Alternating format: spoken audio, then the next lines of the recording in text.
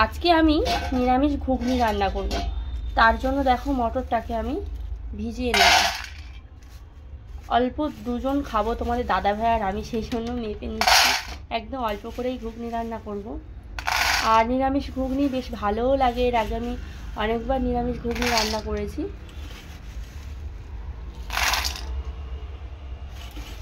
তো মোটামুটি আর নেব না মটর, দুজন আর এইটুকুই যথেষ্ট।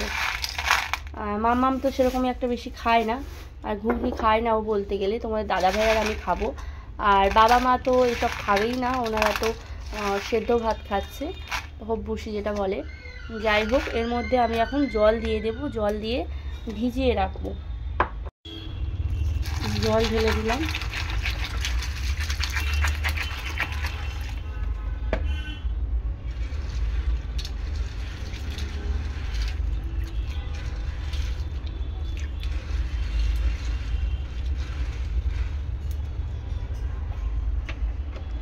ভিজিয়ে রাখতে হবে কিন্তু অনেকক্ষণ, 3-4 ঘন্টা ভিজিয়ে রাখতে হবে, তারপর কিন্তু মটরটা ভালো ভিজবে বা ফুলবে। ঢাকা দিয়ে রেখে দিলাম। আরও একবার ধুয়ে নেব।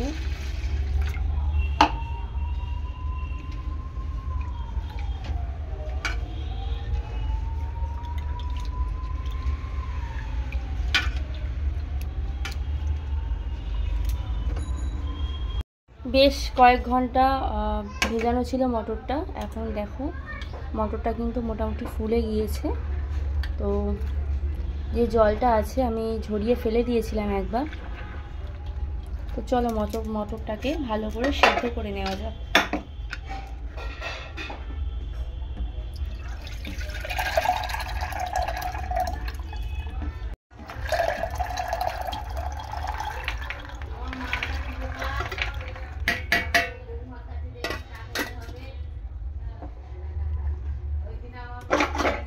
প্রেসারে সিটি দেব, 5-6টা সিটি দিলে কিন্তু হয়ে যাবে।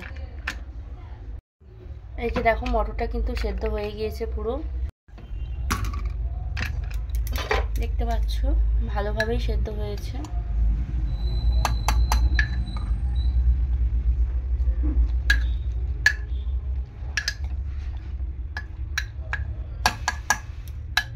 এর মধ্যে জল সেরকম বেশি নেই, কিন্তু আমি জলটা ফেলবো না। এদিকে দেখো আলু কিন্তু আমি একদম ছোট ছোট করে কেটে ভালো করে ধুয়ে নিয়েছি।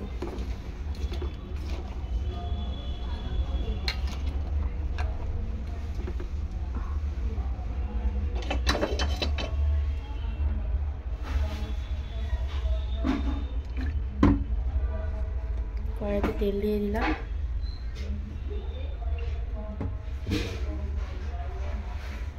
তেল ভালো করে গরম হয়ে গেছে। এখন আমি সামান্য একটু লবণ দেবো, যাতে তেলটা ছিটকে না গায়ে লাগে, সেই জন্য। এরপর আমি দিয়ে দেবো টমেটো।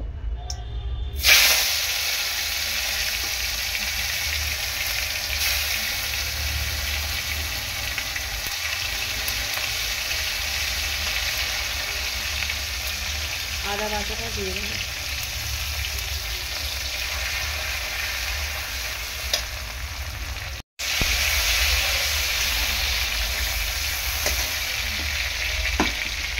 এরপর আলুগুলো দিয়ে দেবো।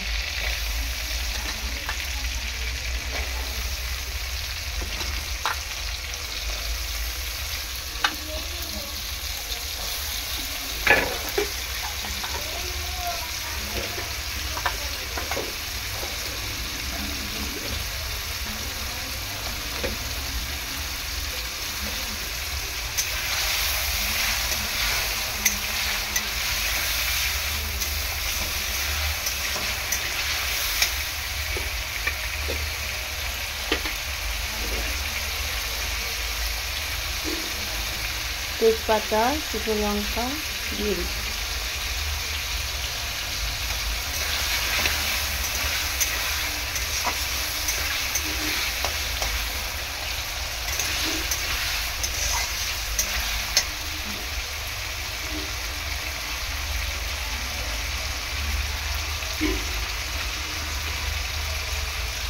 জিরের গুঁড়ো,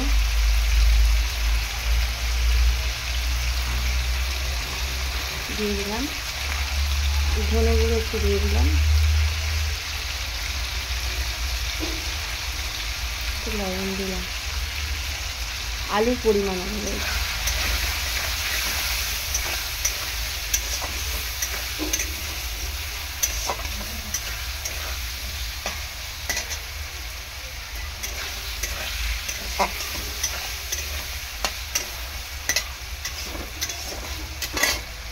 এরপরে সেদ্ধ করা মটরটা দিয়ে দিলাম।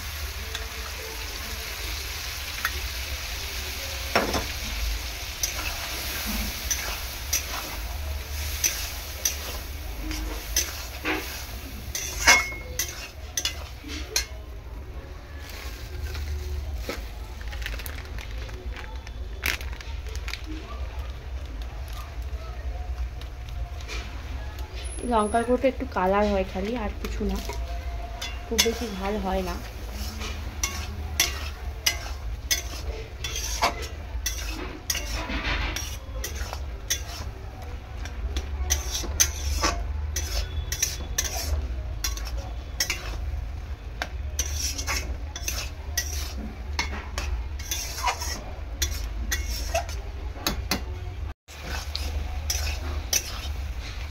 এরকমভাবে নিরামিষ তরকারি রান্না করলে বেশ ভালোই লাগে, বিশেষ করে ঘুগনিটা। আর নিরামিষ দিনের ঘুগনিটা এরকমভাবে রান্না করলে ভীষণই ভালো লাগে।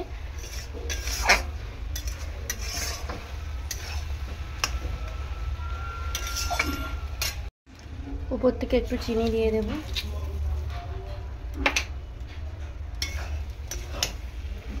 ভালো করে এরকম আলু আর মটরটাকে কষিয়ে নেব।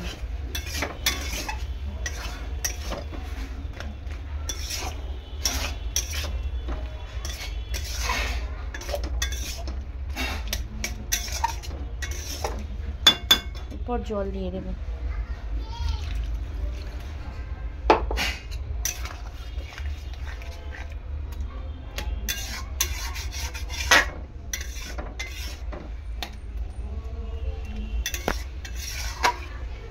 তো যারা ঘুগনি লাভার রয়েছে তাদের জন্য খুব ভালো একটা ব্যাপার, একদম অল্প সময়ে নিরামিষ ঘুগনির রেসিপি তোমাদেরকে শেয়ার করছি। স্কিপ না করে প্রথম থেকে শেষ পর্যন্ত ভিডিওটা দেখতে থাকো। তো এখন মোটামুটি আরেকটুখানি জল দিয়ে ঢাকনা দিয়ে দেবো। আরেকটুখানি জল দিয়ে দিলাম, ঢাকা দিয়ে দেবো।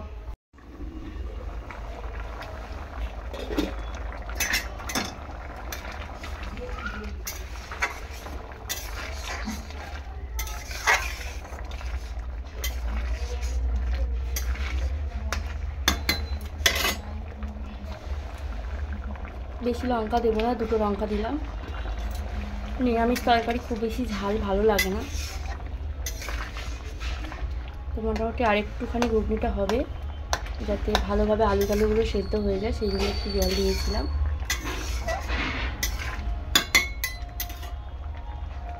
লবণটা টেস্ট করে দেখা যাক লবণ আদৌ ঠিকঠাক আছে নাকি, লাগলে আরেকটু দেবো। একটু লবণ কম আছে, সেই জন্য আরেকটু লবণ দিলাম আমি।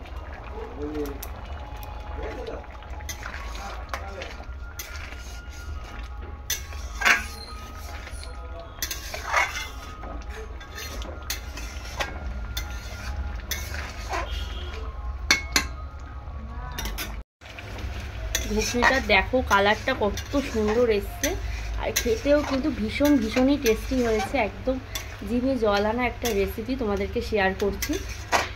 আর আমার চ্যানেলে যদি কোনো নতুন বন্ধু এসে থাকো, চ্যানেলটি ঝটপট সাবস্ক্রাইব করো, পাশে থাকা বেল আইকনটি প্রেস করে। দেখো এখন আমি ধনেপাতা কুচি উপর থেকে ছড়িয়ে দিলাম,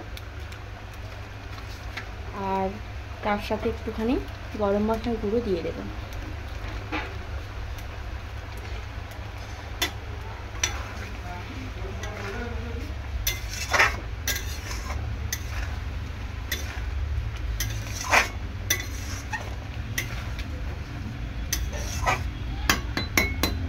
ঘুগনিটা কেমন হয়েছে কমেন্ট বক্সে কমেন্ট করে কিন্তু জানিও। এখন আমি গ্যাসটা অফ করে দিলাম, কারণ ঘুগনিটা একদমই হয়ে গিয়েছে, নামিয়ে নেব।